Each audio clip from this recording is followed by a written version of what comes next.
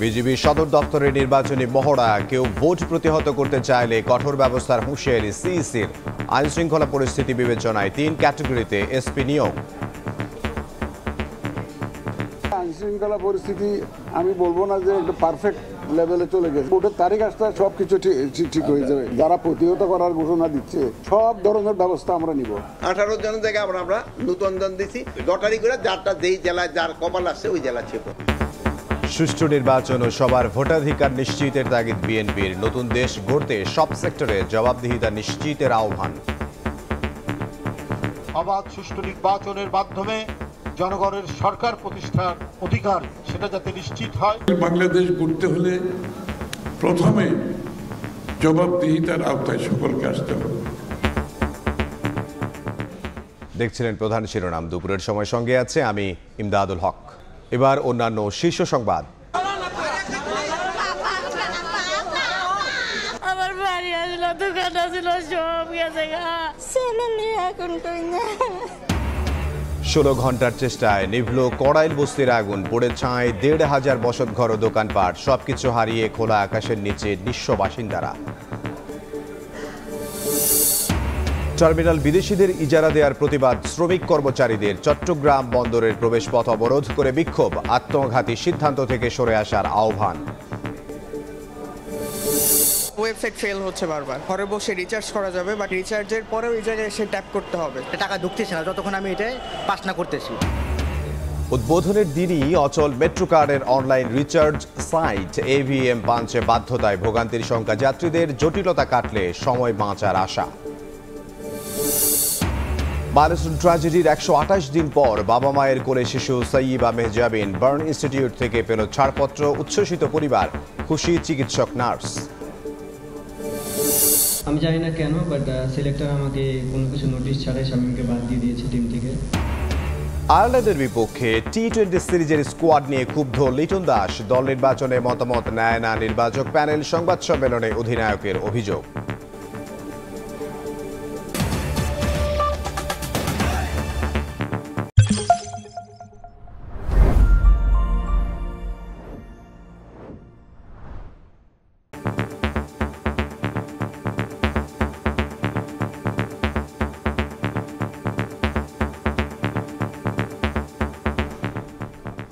ষোলো ঘন্টার আগুনে নিঃস্ব রাজধানীর কড়াইল বস্তির হাজারো পরিবার। পুড়ে ছাই হয়েছে অন্তত 1,500 বসতঘর ও দোকানপাট। সব হারিয়ে খোলা আকাশের নিচে বস্তিবাসী। সামনের দিন নিয়ে শঙ্কায় তারা। আগুনের ঘটনার তদন্তে কাজ করছে বিশেষ কমিটি।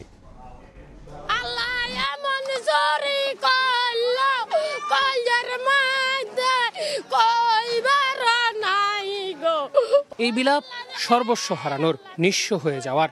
শত না থাকার মাঝেও বিকেল পর্যন্ত তাদের সব ছিল।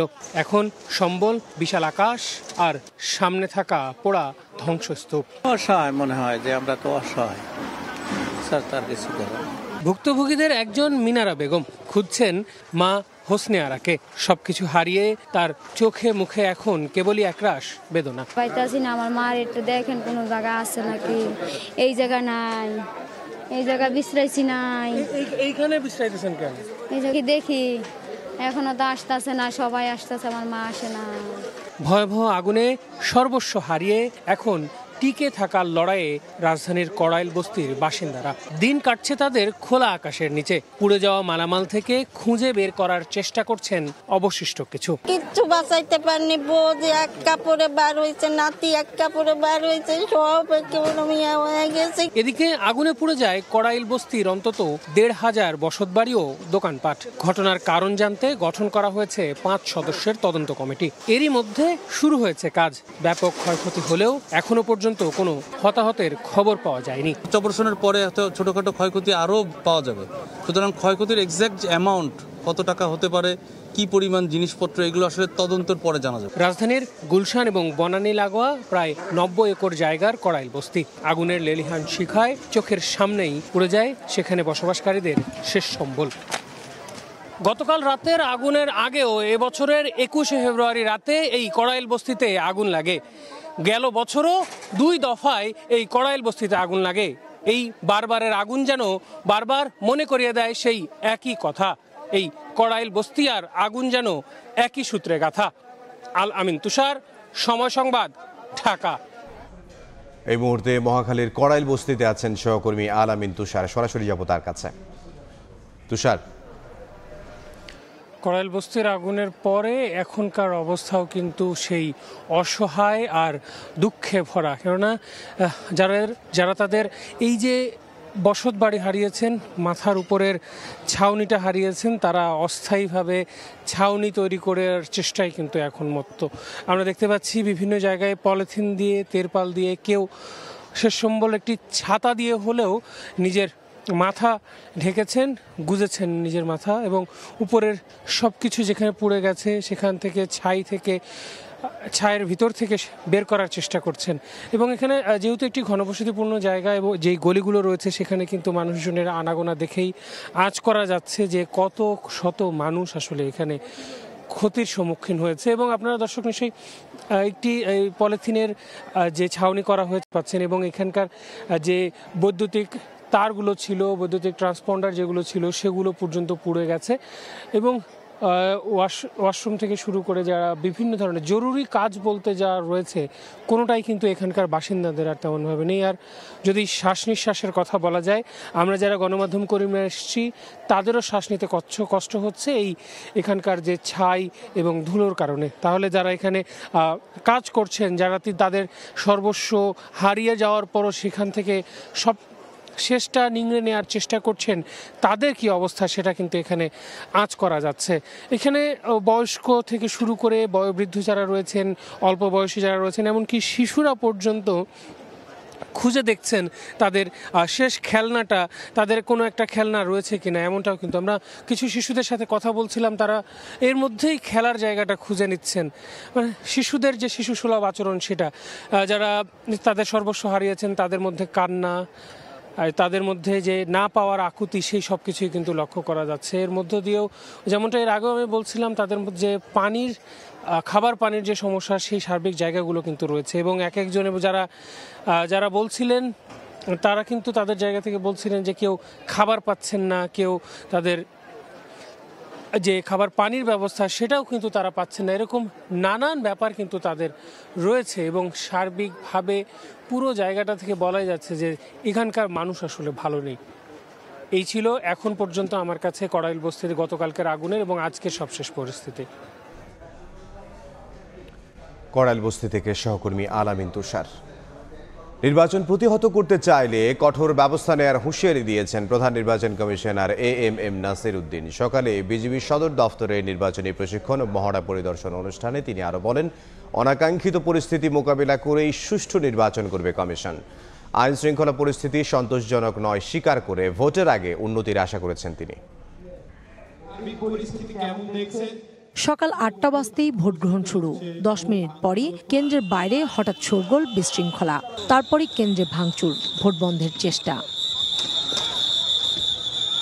পরিস্থিতি নিয়ন্ত্রণে খবর পেয়েই ছুটে আসে বিজিবির এক প্লাটুন সদস্য। অল্প সময়ের মধ্যেই ফিরে আসে ভোট কেন্দ্রের পরিবেশ। নির্বাচন সামনে রেখে বিজিবি সদর দপ্তরে হয়ে গেল মহড়া। পর্যায়ক্রমে প্রশিক্ষণ পাবেন ১২১০ প্লাটুন সদস্য। অনুষ্ঠানে যোগ দিয়ে প্রধান নির্বাচন কমিশনার এএমএম নাসির উদ্দিন বলেন, আইনশৃঙ্খলা পরিস্থিতি সন্তোষজনক না হলেও ভোটের আগে পরিস্থিতির উন্নতি হবে। আমরা যে জাতিকে যে ওয়াদা দিয়েছি, আমরা এই যে একটা সুন্দর সুষ্ঠু নিরপেক্ষ নির্বাচন উপহার দেওয়ার জন্য আমরা সেটা ইনশাল্লাহ সবাই মিলে ইনশাল্লাহ অর্জন করব এবং ডেলিভার করব। আইনশৃঙ্খলা পরিস্থিতি আমি বলবো না যে একটা পারফেক্ট লেভেলে চলে গেছে, এটা বলবো না। ভোটের তারিখ আসতে আসতে দেখবেন যে everything is falling in line এবং সবকিছু ঠিক হয়ে যাবে। ভোট প্রতিহত করতে চাইলে কঠোর ব্যবস্থা নেওয়ার হুঁশিয়ারি দেন সিইসি। যারা প্রতিহত করার ঘোষণা দিচ্ছে, যারা সব ধরনের ব্যবস্থা আমরা নিব, যাতে কেউ সহযোগিতা লাগবে, আপনাদের সহযোগিতা লাগবে, সাংবাদিকদের সহযোগিতা লাগবে, দেশবাসীর সহযোগিতা লাগবে, ভোটারদের সহযোগিতা লাগবে। সবাই মিলে এই ধরনের সিচুয়েশন, অনাকাঙ্ক্ষিত সিচুয়েশন আমরা প্রতিহত করব। নির্বাচনে দায়িত্ব পালন করবেন প্রায় ৩৫,০০০ বিজিবির সদস্য। কাউসারা চৌধুরী কুমু, সময় সংবাদ, ঢাকা। জাতীয় সংসদ নির্বাচন ঘিরে ৬৪ জেলার পুলিশ সুপারকে বদলি ও পদায়ন করে প্রজ্ঞাপন জারি করেছে স্বরাষ্ট্র মন্ত্রণালয়। আইনশৃঙ্খলা পরিস্থিতি বিবেচনায় ৩ ক্যাটাগরিতে এসপি পদায়ন করা হয়েছে বলে জানিয়েছেন স্বরাষ্ট্র উপদেষ্টা।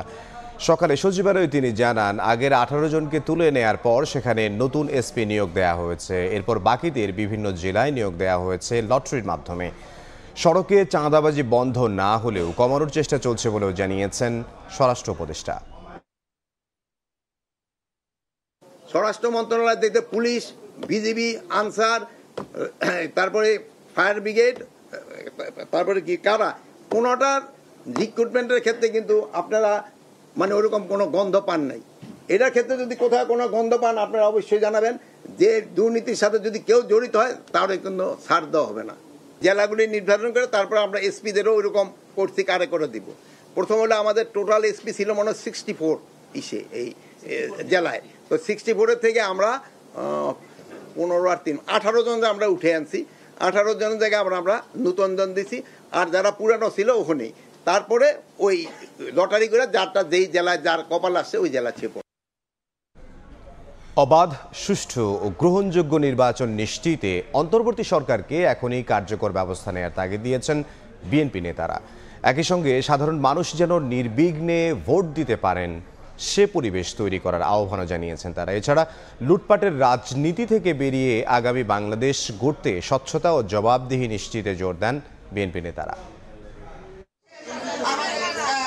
রাজধানীর নয়াপল্টনে বেগম খালেদা জিয়ার সুস্থতা কামনায় দোয়া মাহফিলের আয়োজন করে বিএনপি। বুধবার সকালের এই আয়োজনে অংশ নেন দলটির নেতাকর্মী সহ সিনিয়র যুগ্ম মহাসচিব রুহুল কবির রিজভী। সকল নেতৃবৃন্দকে আমি আন্তরিক ধন্যবাদ জানাচ্ছি। তিনি বলেন, অবাধ, সুষ্ঠু ও গ্রহণযোগ্য নির্বাচন নিশ্চিত করতে সরকারকে এখনই কার্যকর ব্যবস্থা নিতে হবে।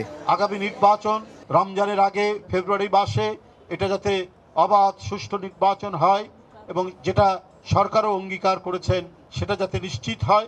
তারা নিরপেক্ষ সরকারের দায়িত্ব পালন করছেন, সেই দায়িত্ব পালন করবেন। এদিন দুপুরে কাকরাইলের আইডিবি ভবনে আলোচনা সভায় অংশ নেন বিএনপির স্থায়ী কমিটির সদস্য আমির খসরু মাহমুদ চৌধুরী। বলেন, বিগত সরকারের সময়ে ব্যাপক দলীয়করণ হওয়ায় গভীর সংকটে পড়েছে আর্থিক খাত। আগামীর বাংলাদেশ গড়তে স্বচ্ছতা ও জবাবদিহি নিশ্চিত করার বিকল্প নেই। এটা বড় ধরনের লুটপাটের মহোৎসব চলেছে বাংলাদেশে,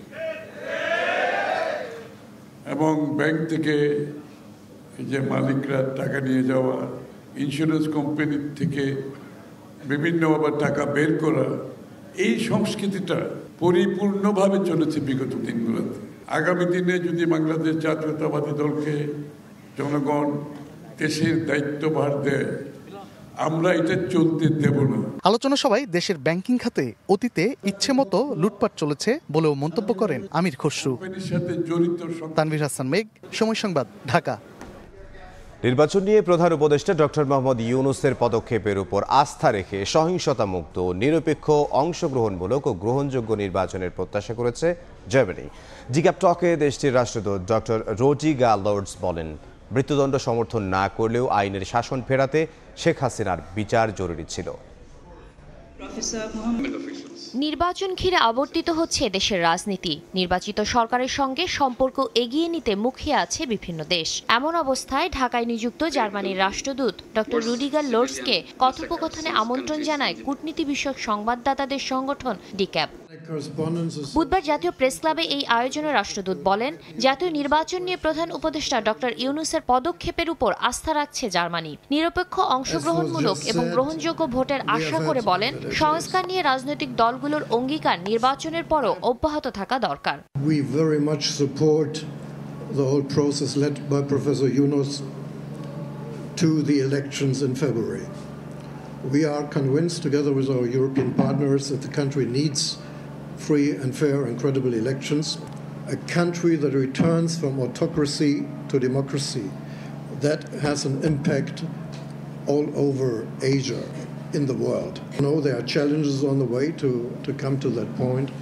You will have our support. The EU will most likely also send an observer mission, a pretty big one, because it's a big and an important country. Political parties stay committed to the reform process and stay committed to the reform process also after the elections. Doctor Rudiger বলেন, আইনের শাসন ফেরাতে শেখ হাসিনার বিচার জরুরি ছিল, তবে নীতিগতভাবে মৃত্যুদণ্ড সমর্থন করে না তার দেশ। And secondly, this attempt to confront the abuse of power and the injustice of the past has to be done in a way that respects the basic ideas of rule of law. Visa জটিলতা কমাতে জার্মানিতে পড়তে যেতে আগ্রহী শিক্ষার্থীদের সত্য তথ্য দিয়ে সঠিকভাবে আবেদনের আহ্বান জানান জার্মান রাষ্ট্রদূত। Our visa people need far more time than in many other places in the world to work on that. Shatila Sharmin, সময় সংবাদ, ঢাকা। শেখ হাসিনার রায়ের পর আন্তর্জাতিক অপরাধ ট্রাইব্যুনাল নিয়ে বিরূপ মন্তব্যের জেরে বিএনপি নেতা ফজলুর রহমানের বিরুদ্ধে আদালত অবমাননার অভিযোগ এনেছে প্রসিকিউশন। সকালে আংশিক শুনানিতে শাস্তিমূলক ব্যবস্থা নেওয়ারও আবেদন জানানো হয়, তবে এ বিষয়ে কোনো মন্তব্য করতে নারাজ ফজলুর রহমান। নোটিশ পেলে পদক্ষেপ নেওয়ার কথা জানিয়েছেন তিনি। রাজনীতির মাঠ থেকে টকশো, নানা বক্তব্যের কারণে আলোচিত সমালোচিত অ্যাডভোকেট ফজলুর রহমান জুলাই গণঅভ্যুত্থান নিয়ে বিরূপ মন্তব্যের কারণে তার পদ স্থগিত করেছিল বিএনপি। যদিও আগামী নির্বাচনে কিশোরগঞ্জ 4 আসন থেকে দলের টিকিট পেয়েছেন তিনি।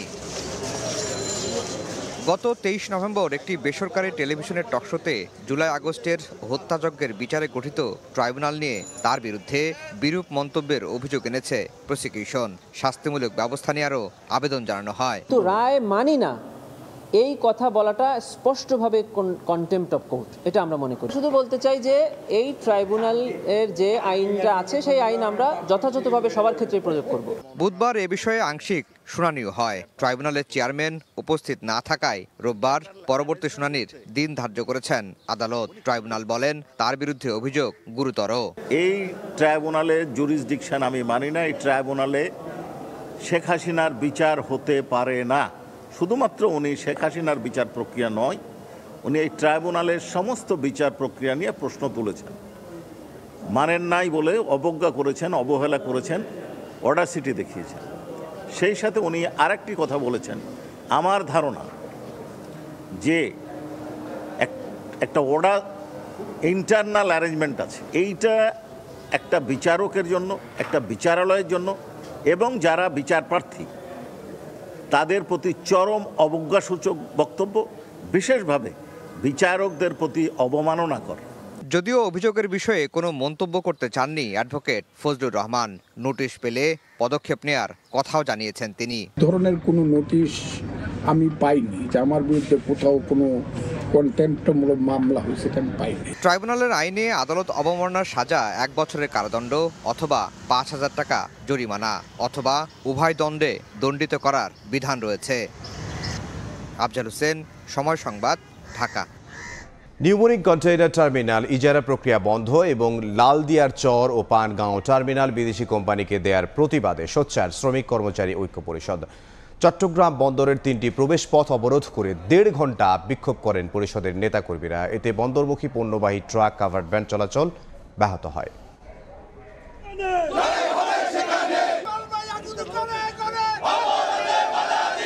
বিদেশি কোম্পানির কাছে টার্মিনাল ইজারা দেওয়ার সিদ্ধান্ত বাতিলের দাবিতে ফুঁসে উঠেছেন শ্রমিকরা। স্লোগানে উত্তাল চট্টগ্রাম বন্দর এলাকা।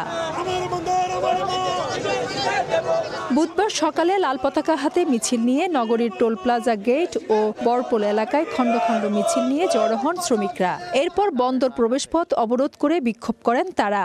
অবরোধের কারণে বন্দরমুখী পণ্যবাহী ট্রাক, কাভার্ড ভ্যান চলাচল ব্যাহত হয়। নিউমোরিং কন্টেইনার টার্মিনাল লাভজনক প্রতিষ্ঠান, এটি ইজারার সিদ্ধান্ত আত্মঘাতী বলে দাবি করেন শ্রমিক নেতারা। অভিযোগ করেন বন্দরের মতো স্থাপনাগুলো বিদেশিদের দেয়া জাতীয় স্বার্থের পরিপন্থী। এখানে 6,000-7,000 কোটি টাকা আমরা 2 বছরে ইনকাম করতে পারছি। চট্টগ্রাম বন্দর 30 বছরের জন্য দিয়ে আপনি 7,000 কোটি টাকা নিচ্ছেন, আমরা এবার চুপ করে বসে থাকবো? কোনো অবস্থাতে বিদেশিদেরকে দেওয়া যাবে না। যদি দেওয়া হয় বৃহত্তর কর্মসূচি হবে। আমাদের এই কঠোর কর্মসূচি দিতে বাধ্য হয়েছি এবং ধাপে ধাপে আন্দোলন আরও এগিয়ে যাবে। বন্দরের কার্যক্রম ব্যাহত ও নাশকতার বিরুদ্ধে কঠোর অবস্থানে থাকার কথা জানান পুলিশ প্রশাসন। এই বন্দর এবং তার আশেপাশে সকল জায়গায় ফোর্স মোতায়েন করা আছে, আমরা সতর্ক আছি। 1.5 ঘন্টা পর অবরোধ তুলে নিলে স্বাভাবিক হয় পণ্যবাহী পরিবহন চলাচল কার্যক্রম। এছাড়া আগামী 5 ডিসেম্বর নগরের রেল স্টেশন চত্বরে সমাবেশ করার কর্মসূচি ঘোষণা দেওয়া হয়। ফেরদৌসলিপি, সময় সংবাদ, চট্টগ্রাম। সব রেকর্ড ভেঙে সেপ্টেম্বর শেষে দেশে খেলাপি ঋণের পরিমাণ দাঁড়িয়েছে 6,44,000 কোটি টাকা, যা 25 বছরের মধ্যে সর্বোচ্চ। বাংলাদেশ ব্যাংক জানায়, লুকোনো খেলাপি ঋণের কারণে ব্যাংকগুলো মূলধন ঘাটতিতে পড়ে। ফলে এবার সম্ভাবনাময় খেলাপি ঋণও অন্তর্ভুক্ত করা হয়েছে আন্তর্জাতিক নিয়ম মেনে। গত বছর থেকে ব্যাংকগুলোর ফরেনসিক রিপোর্টের ভিত্তিতে খেলাপি ঋণের একের পর এক রেকর্ড দেখছে দেশের আর্থিক খাত। বিগত বছরগুলোতে অনেক খেলাপি ঋণ ক্ষমতার জোরে রাখা হয় কার্পেটের নিচে। ফলে এবার ব্যাংকের মূলধনে এসব শ্রেণীকৃত অনাদায়ী ঋণ যোগ হওয়ায় মূলচিত্র ছিল আড়ালে। তবে এবার কোনো রাগঢাক ছাড়া লুকোনো খেলাপি ঋণ অন্তর্ভুক্ত করা হয়েছে। এতে 25 বছরের সব রেকর্ড ভেঙে এর পরিমাণ দাঁড়িয়েছে 6,44,000 কোটি টাকায়, অর্থাৎ মোট 18,03,700 কোটি টাকা বিতরণ করা ঋণের 35.73%ই খেলাপি। নেট এনপিএল হচ্ছে সেপ্টেম্বরে হয়েছে 26.40, যেটা 30 জুন ছিল 25.08। ঋণের যে আমরা নতুনভাবে যে অ্যাসেট কোয়ালিটি রিভিউ করেছি, এটাই আসলে অনেক বেশি বাড়িয়েছে, যেগুলো এর আগে আমাদের করা হয়নি। বাংলাদেশ ব্যাংক বলছে, এবার ফরেনসিক অডিট ছাড়াও আন্তর্জাতিক নিয়মে ব্যাংকগুলোর মোট শ্রেণীকৃত ঋণ পরিসংখ্যানে তুলে আনা হয়েছে। এতে ভবিষ্যতে খেলাপি হতে পারে এমন ঋণও আছে। লোনগুলো যদি খেলাপি হয়ে যায়, অর্থাৎ স্টাক আপ হয়ে যাওয়া, লোনের অর্থ ব্যাংকে ফিরে না আসা, যদি আমি ফিরে না আসে তাহলে তো আমি এটাকে আবার নতুনভাবে লোনেবল করতে পারি না, অর্থাৎ আমি নতুন গ্রাহককে দিতে পারি না, বা এক্সিস্টিং গ্রাহকের নতুন করে লোনের এক্সটেনশনে যাওয়া যায় না, সেটা ব্যাংক সরাসরি ক্ষতিগ্রস্ত হয়। আর যেহেতু এই টাকাটা অর্থনীতিতে ইফেক্টিভলি কাজ করতে পারে না, সেটা পুরো অর্থনীতির জন্য আসলে একটা ক্ষতির কারণ হয়। যে এর আগে জুলাই প্রান্তিকে খেলাপি ঋণ ছিল 6,08,000 কোটি টাকা। সেলিয়া সুলতানা, সময় সংবাদ, ঢাকা। নির্বাচন না হওয়া পর্যন্ত একান্ত অপরিহার্য কারণ ছাড়া ব্যাংক কর্মকর্তাদের বিদেশে ভ্রমণ না করার নির্দেশ দিয়েছে বাংলাদেশ ব্যাংক। বাংলাদেশ ব্যাংকের ব্যাংকিং প্রবিধি ও নীতি বিভাগ এই নির্দেশনা জারি করেছে। এ সংক্রান্ত নির্দেশনা জারি করে দেশের সব তফসিলি ব্যাংকের চেয়ারম্যান, পরিচালনা পর্ষদ, ব্যবস্থাপনা পরিচালক ও প্রধান নির্বাহী কর্মকর্তাদের কাছে পাঠিয়েছে কেন্দ্রীয় ব্যাংক। ব্যাংক কোম্পানি আইন 1991-এর 45 ধারায় প্রদত্ত ক্ষমতা বলে এই নির্দেশনা জারি করা হয়েছে। এই নির্দেশনা অবিলম্বে কার্যকর হবে বলেও জানিয়েছে কেন্দ্রীয় ব্যাংক। দেশে এখনও সম্পূর্ণ নিরাপদ হয়নি পশু খাদ্য। জাতীয় প্রাণী সম্পদ সপ্তাহের উদ্বোধনী অনুষ্ঠানে এমন মন্তব্য করেন পরিকল্পনা উপদেষ্টা।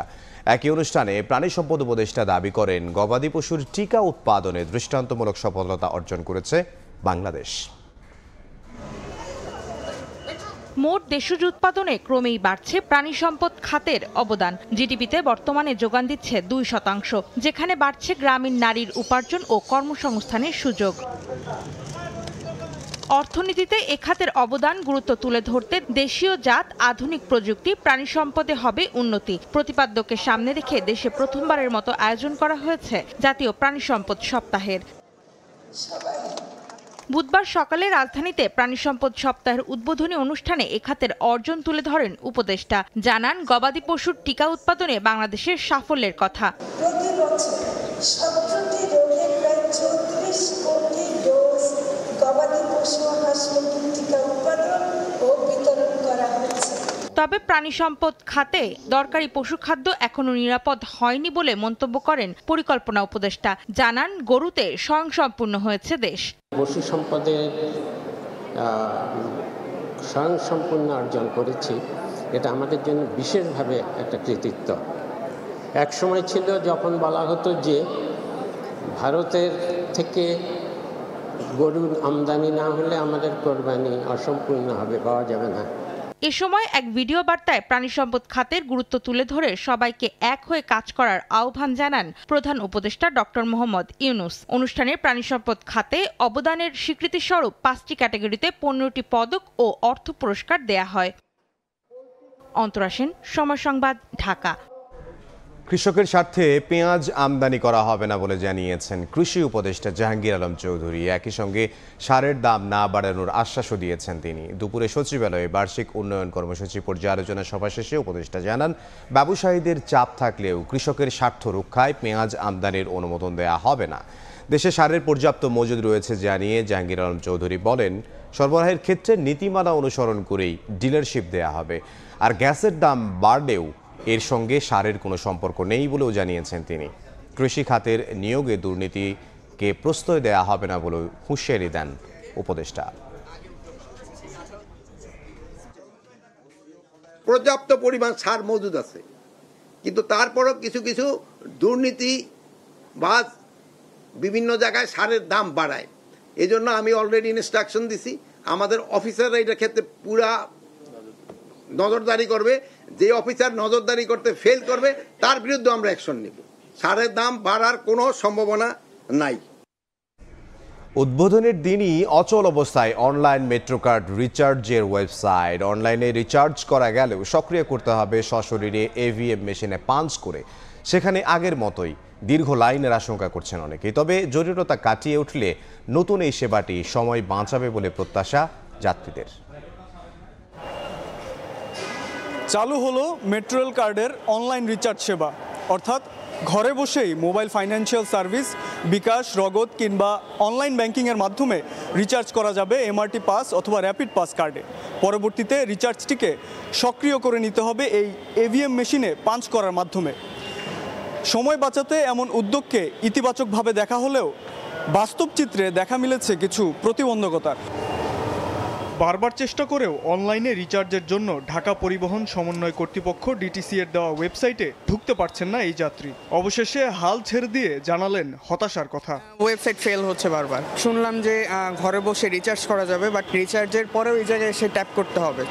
এই জিনিসটা আমার কাছে একটু আনইউজুয়াল লেগেছে, যেহেতু আমি এক্সট্রা চার্জ দিচ্ছি, দেওয়ার পরে আবার এই জায়গায় এখন হয়তো সবাই জানে না, বাট জানার পরে এই জায়গায় লাইন হবে, জিনিসটা সেমই হলো। অ্যাডেড ভ্যালু মেশিন বা এভিএমে পাঞ্চ করা নিয়ে দীর্ঘ লাইনের ভোগান্তির আশঙ্কা করছেন আরও অনেকেই। কার্ডে টাকা ঢুকতেছে না যতক্ষণ আমি এটা পাস না করতেছি, তাই এক্ষেত্রেও আবার দেখা যাচ্ছে একটা লাইনের বিষয় আছে, সেক্ষেত্রেও একটু ভোগান্তি হচ্ছে। আশা করতেছে কর্তৃপক্ষ এটা বিবেচনার দৃষ্টিতে দেখুক। ডিটিসি এর নির্বাহী পরিচালক নীলিমা আক্তার বলেন, কারিগরি কারণেই এভিএম মেশিনে পাঞ্চ করে সক্রিয় করতে হবে রিচার্জ। ওয়েবসাইটের অচল অবস্থার কথা জিজ্ঞেস করলে জানান, সার্ভারের ধারণ ক্ষমতার বেশি ব্যবহারকারী হওয়ায় তৈরি হয়েছে জটিলতা। সমস্যা কাটিয়ে ওঠার আশ্বাসও দেন তিনি। র্যাপিড পাসের যে ফেলিকা চিপস আছে, এটার সাথে কম্পেটিবল হচ্ছে এই মেশিনটা। এটাতে টাচ না করে এটাতে ওভারলুক করে যাওয়ার কোনো উপায় নাই। একটা সাইড আপনার ইউজ হয় নাই, হয়তো তার ক্যাপাসিটি হয়তো 2500, তো এটাকে আরো বাড়াতে হবে, আরো বেশি হিট হবে। যত বেশি ফাইন্যান্সিয়াল ইয়েগুলো অংশগ্রহণ করবে তত এটাকে একটু জটিল হবে। তবে কারিগরি জটিলতা ছাপিয়ে সেবাটি চালু হওয়ায় আনন্দিত মেট্রো রেল যাত্রীরা। সব ঠিকঠাক থাকলে ভোগান্তি কমবে এমনটাই আশা তাদের। এটা আমার জন্য ভালো। আমি বিকাশ থেকে আমি রিচার্জ করলাম, আইসা পাঞ্চ করা ব্যাপার না, পাঞ্চ করলাম, অসুবিধা কি? লাইন সব জায়গায় থাকে, তারপরেও আমার মনে হচ্ছে যে ওইখান থেকে এখানে লাইন একটু কম হবে। ডাবল এন্ট্রির জন্য একটা ঝামেলা হয়, এখান থেকে যদি এন্ট্রি করে তো অনেকক্ষণ ওয়েট করতে হয়, তো এটা খুবই টাইম বেঁচে যায়। 25শে নভেম্বর শুরু হওয়া এই সেবাটির মাধ্যমে অনলাইনে সর্বনিম্ন 100 টাকা থেকে শুরু করে 5000 টাকা পর্যন্ত কার্ড রিচার্জ করতে পারবেন যাত্রীরা। শাবাব ওয়াসি, সময় সংবাদ, Dhaka.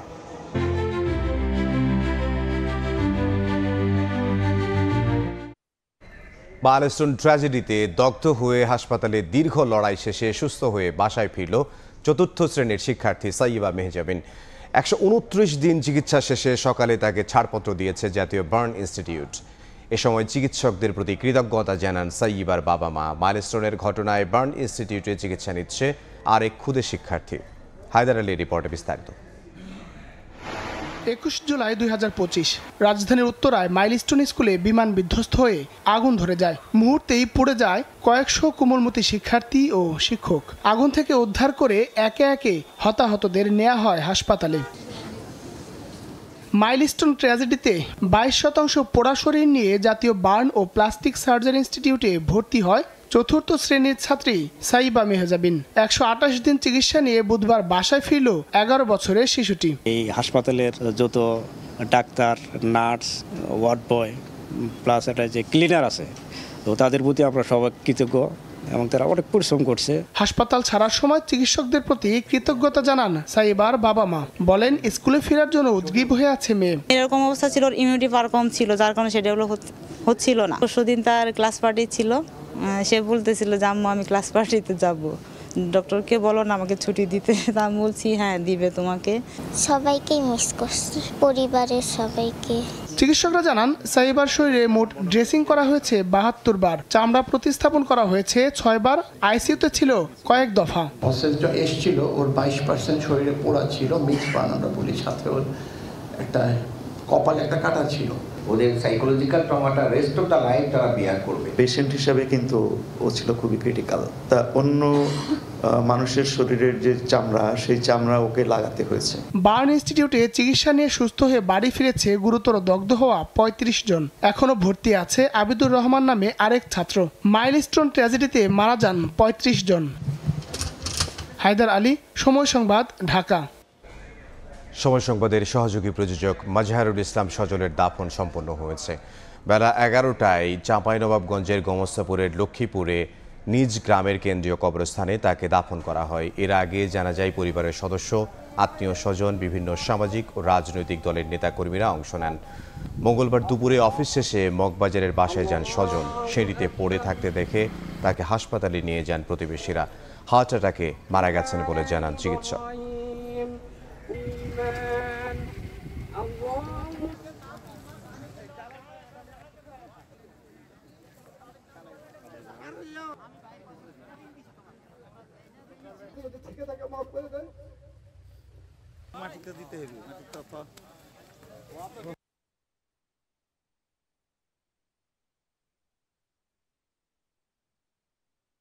Mobile financial service MFS এর মাধ্যমে বছরে হাজার হাজার কোটি টাকা পাচার হচ্ছে বিদেশে। বিভিন্ন মোবাইল ব্যাংকিং মাধ্যম ব্যবহার করেই হচ্ছে এসব অপরাধ। সমস্যার সমাধানে AI নির্ভর সমন্বিত মনিটরিং ব্যবস্থা চালুর পরামর্শ অংশীজনদের। আর অপরাধীদের আইনের আওতায় আনতে সংশ্লিষ্টদের সহযোগিতা চায় আইন শৃঙ্খলা বাহিনী।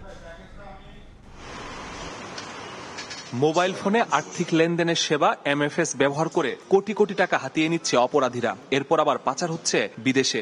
এসব বন্ধে রাজধানীর মালিবাগের CID সদর দপ্তরে মতবিনিময় সভায় অংশ নেয় BFIU, association of bankers Bangladesh, বিভিন্ন ব্যাংক, বিকাশ, নগদ সহ অংশীজনরা।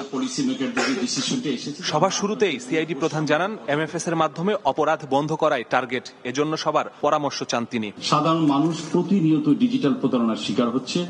মানি লন্ডারিং, অর্থ পাচার আমাদের ফাইন্যান্সিয়াল সিস্টেমকে ঝুঁকিপূর্ণ করছে।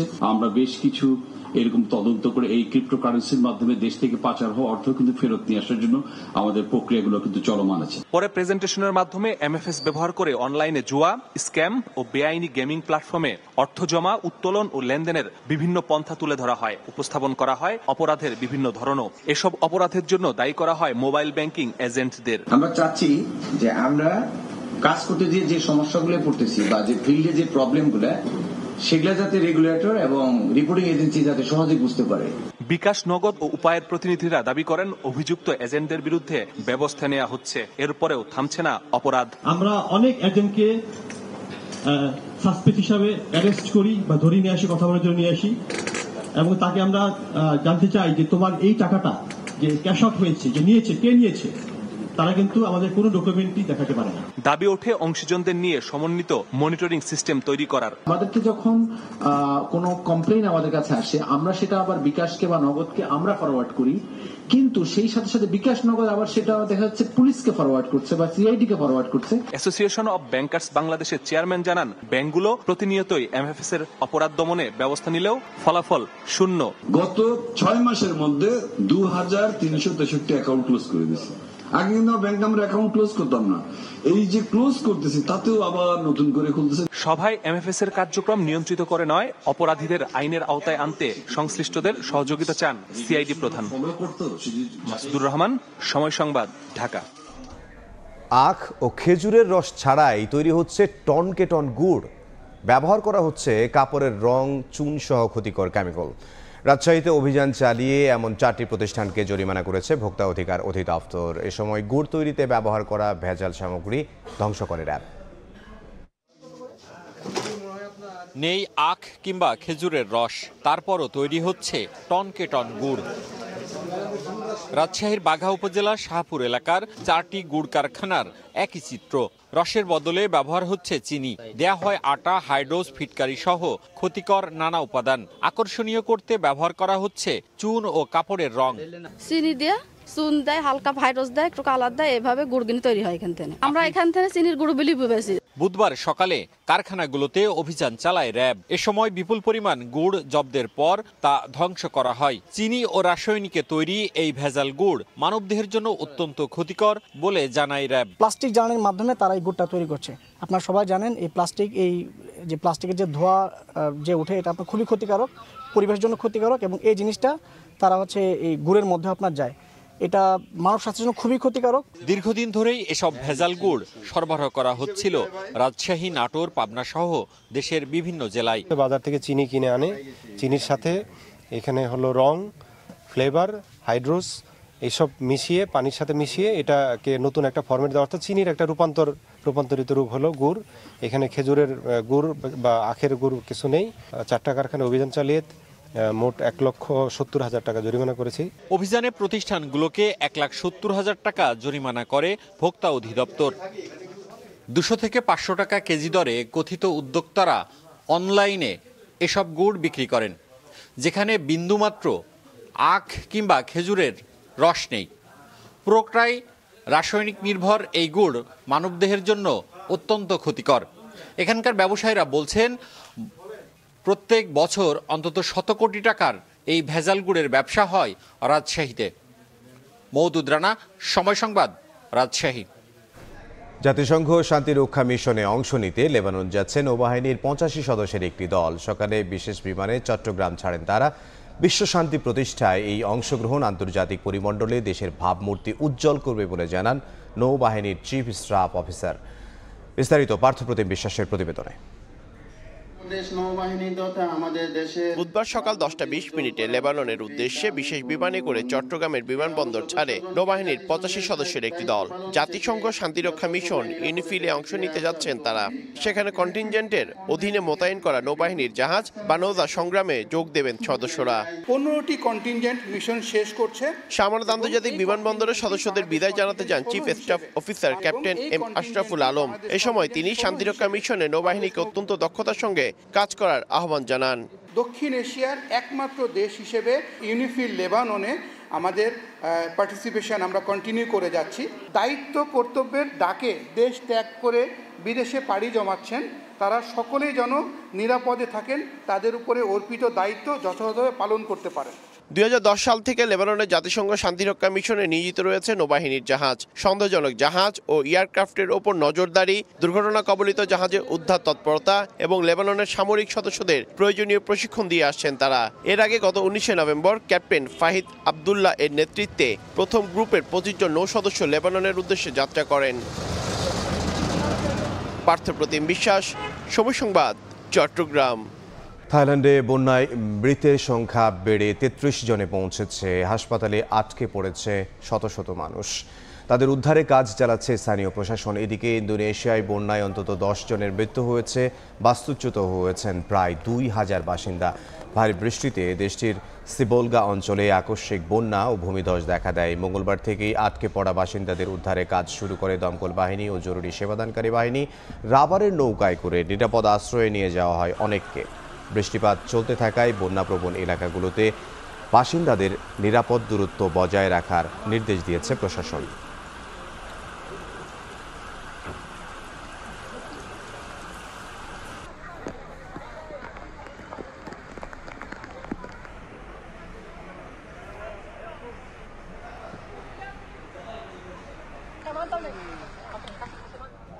খেলার খবর, লা লিগায় উড়তে থাকা বার্সেলোনাকে চ্যাম্পিয়ন্স লিগে থামিয়ে দিয়েছে চেলসি। স্ট্যামফোর্ড ব্রিজে 10 জনের বার্সাকে 3-0 গোলে রীতিমতো উড়িয়ে দিয়েছে ব্লুজ।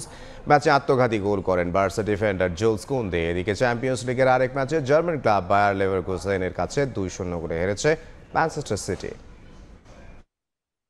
চ্যাম্পিয়ন্স লিগের 7.5 বছর পর দু দলের দেখা, আর সাম্প্রতিক সময়ের পারফরমেন্স বিবেচনায় ধারণা করা হয়েছিল বার্সা চেলসি লড়াইটা হবে হাড্ডাহাড্ডি। তবে স্ট্যামফোর্ড ব্রিজে ঘটেনি তেমন কিছু। চেলসির মাঠে রীতিমতো নাস্তানাবুদ স্প্যানিশ চ্যাম্পিয়নরা। জুলস কুন্দের আত্মঘাতী গোল, স্তেবা ও লিয়াম দিলাপের একক নৈপুণ্যে বার্সাকে উড়িয়ে দিয়েছে ব্লুজ।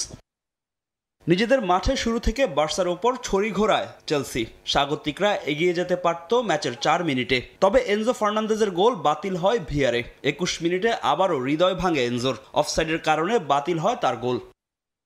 তবে শেষ পর্যন্ত আর ভাগ্য সহায় হয়নি বার্সেলোনার। 27 মিনিটে মার্ক কুকুরেয়ার কাটব্যাক, সেখান থেকে ফেরান তোরেস বল ক্লিয়ার করলেও জুলস কুন্দের পায়ে লেগে জালে জড়ায় বল। আত্মঘাতী গোলেই এগিয়ে যায় ক্লাব ওয়ার্ল্ড কাপ চ্যাম্পিয়নরা। 44 মিনিটে ডিফেন্ডার রোনাল্ড আরোহোর দ্বিতীয় হলুদ কার্ড মরার ওপর খাড়ার ঘা হয়ে ওঠে বার্সার জন্য। 10 জনের দলে পরিণত হয় তারা, তাতেই ম্যাচে ফেরার সম্ভাবনা কমে যায় স্প্যানিশ চ্যাম্পিয়নদের। 50 মিনিটে চেলসির আরও একটি গোল বাতিল হয় ভিআরে। দ্বিতীয়ার্ধে একক নৈপুণ্য দেখিয়ে ম্যাচের পুরো আলো নিজের করে নেন চেলসির ব্রাজিলিয়ান উইঙ্গার স্তেবাও। রেইস জেমসের কাছ থেকে পাওয়া বলে বার্সা সেন্টার ব্যাক পাও কুবার্সি ও অ্যালেক্স বালদেকে রীতিমতো বোকা বানিয়ে দুর্দান্ত এক গোল করেন তিনি। আনন্দে মেতে উঠে পুরো স্ট্যামফোর্ড ব্রিজ। ম্যাচে আর তেমন কোনো আক্রমণ করতে পারেনি বার্সেলোনা। 2টি শট অন টার্গেটে রেখেছে লেভানডস্কি, ফেরমিন লোপেজরা। আর এদিন অনেকটাই নিষ্প্রভ ছিল লামিন ইয়ামাল। 73 মিনিটে বার্সার কফিনে শেষ পেরেক ঠুকে দেন বদলিনামা লিয়াম দিলাপ। 3-0 গোলের বড় জয় নিয়ে মাঠ ছাড়ে চেলসি। এদিকে চ্যাম্পিয়ন্স লিগের আরেক ম্যাচে জয় পায়নি ম্যানচেস্টার সিটি। নিজেদের মাঠে জার্মান ক্লাবের কাছে হেরেছে তারা। ইতিহাদে লেভারকুজেনের বিপক্ষে বল দখল ও আক্রমণে এগিয়ে থাকলেও গোলের দেখা পায়নি সেভিনহো, ওমর মারমুশরা। 23 মিনিটে এগিয়ে যায় লেভারকুজেন। ক্রিস্টিয়ান কোফানোর অ্যাসিস্টে জার্মান ক্লাবটিকে লিড এনে দেন আলেহান্দ্রো গ্রিমালদো। গোল খেয়ে ম্যাচে ফেরার চেষ্টা করে সিটি, তবে তাদের সব আক্রমণ যেন মুখ থুবড়ে পড়ছিল কুজেনের ডিফেন্সে। পিছিয়ে থেকেই প্রথমার্ধ শেষ করে পেপ গার্দিওলার শিষ্যরা। দ্বিতীয়ার্ধে 54 মিনিটে প্যাট্রিক শিকের গোলে 2-0 গোলের লিড নেয় লেভারকুজেন। সেখান থেকে আর ম্যাচে ফিরতে পারেনি সিটি। শেষ পর্যন্ত 2-0 গোলের হার নিয়ে মাঠ ছাড়ে তারা। ফাহিম ইসলাম, সময় সংবাদ। ভীষণ অস্ট্রেলিয়ার প্রস্তুতির জন্য এবার ত্রিদেশীয় সিরিজ দিয়ে দীর্ঘ এক যুগ পর জাতীয় স্টেডিয়ামে ফিরছে নারী ফুটবল।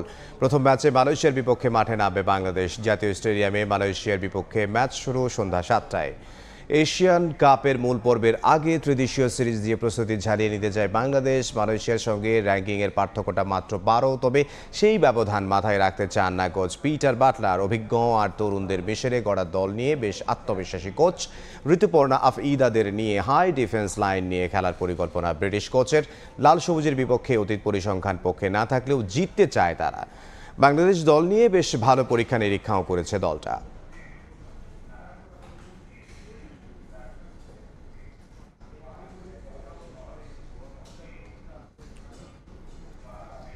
জাতীয় দলে বিভেদ স্পষ্ট।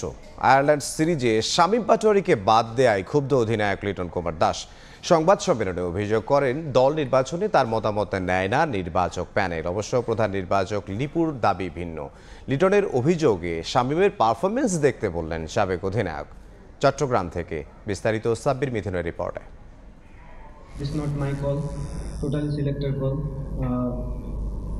আমি জানি না কেন, বাট সিলেক্টর আমাকে কোনো কিছু নোটিশ ছাড়াই শামীমকে বাদ দিয়ে দিয়েছে টিম থেকে, উইদাউট এনি নোটিশ। সংবাদ সম্মেলনে রীতিমতো বোমা ফাটালেন লিটন। দল নির্বাচনে নেওয়া হয় না অধিনায়কের মতামত, এমনকি কাউকে বাদ দেওয়ার ক্ষেত্রে ব্যাখ্যা দেওয়ার প্রয়োজনটাও মনে করেন না প্রধান নির্বাচক। আই থিঙ্ক আমি এতদিন জানতাম যে একটা টিম যখন মানুষ হ্যান্ডেল করে অ্যাটলিস্ট ক্যাপ্টেন জানে যে কোন প্লেয়ারটা ইন হবে, কোন প্লেয়ারটা আউট হবে। বাট আই হোপ যে বাংলাদেশের প্রত্যেকটা প্লেয়ারই বেস্ট প্লেয়ার, যে জন্য ন্যাশনাল টিমে আসে, যে 15 জনই সিলেক্ট হবে না কেন তারাই ভালো করবে। বাট আমি শামীমরে বাদ হওয়ার পিছনে কোনো রিজন আমি দেখি না, আর আমি এটা নোটিশও পাইনি যে কেন সে বাদ করেছে। বাট ও টিমে থাকলে ভালো হতো। দল নির্বাচনে অধিনায়কের মতামত নেওয়া হবে এমনটাই স্বাভাবিক, বরং প্রধান নির্বাচক বললেন ভিন্ন কথা। বাংলাদেশের প্রেক্ষাপটে দলের ক্যাপ্টেনকে ব্যাখ্যা দেওয়ার প্রয়োজন নেই বলে সময় সংবাদে জানান গাজী আশরাফ লিপু। নির্বাচকের কথা রাখতেই দেখে নেওয়া যাক পরিসংখ্যানের পাতা। শেষ 2 সিরিজে শামীম আর জাকের আলীর পারফরমেন্সে নেই খুব বেশি ভিন্নতা। বিকল্প হিসেবে যাকে নেওয়া হলো সেই অঙ্কনও যে আন্তর্জাতিকের জন্য প্রস্তুত নন তার প্রমাণ সবশেষ রাইজিং স্টার্স এশিয়া কাপের ফাইনাল। ঘরোয়াতেও এই উইকেট কিপার ব্যাটারের পারফরমেন্স আহামরি নয়। ক্যাপ্টেন আমিও আমি সরি ছাড়া কিছু বলতে পারবো না তাকে, কারণ আমি এক্সপেক্ট করি না কখনোই আমাকে 15টা প্লেয়ারই প্রতিদিন পারফর্ম করে দেবে। তাকে 2-3টা সিরিজ যখন পারফর্ম করবে তাকে আমার ব্যাক দেওয়াটা উচিত। আমি রিয়েলি সরি যে আমি তাকে ব্যাক দিতে পারি। একটা টিম কালচার এখনো তৈরি করতে ব্যর্থ বাংলাদেশ। ক্রিক অপস থেকে শুরু করে সিলেক্টর প্যানেলের সঙ্গে দলের দূরত্ব অনেক। এমন সংস্কৃতি অতীতে ভুগিয়েছে টিম বাংলাদেশকে। এই রীতি এখনো অব্যাহত ড্রেসিং রুমে। সেই টিমটাকে নিয়ে বেটার কিছু করব। সাব্বির মিথুন, সময় সংবাদ, চট্টগ্রাম। এই পর্যায়ে শীর্ষ সংবাদগুলো জানিয়ে দিচ্ছি আরো একবার।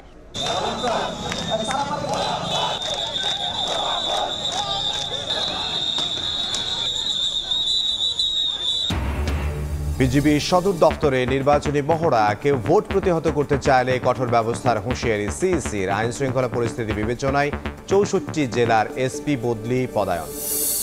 সুষ্ঠু নির্বাচন ও সবার ভোটাধিকার নিশ্চিতে এখনই কার্যকর ব্যবস্থা নেয়ার তাগিদ বিএনপির। দেশ গড়তে সব সেক্টরে স্বচ্ছতা ও জবাবদিহি নিশ্চিতের আহ্বান নেতাদের।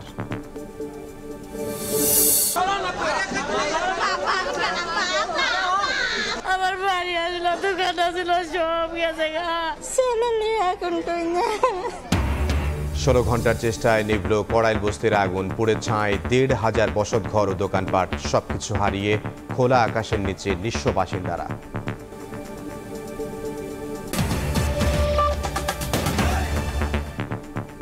এই ছিল দুপুরের সময়ে। বিকেল 3টার সময় সংবাদ নিয়ে আসছে কিছুক্ষণ পর। সঙ্গে থাকুন সময়ের।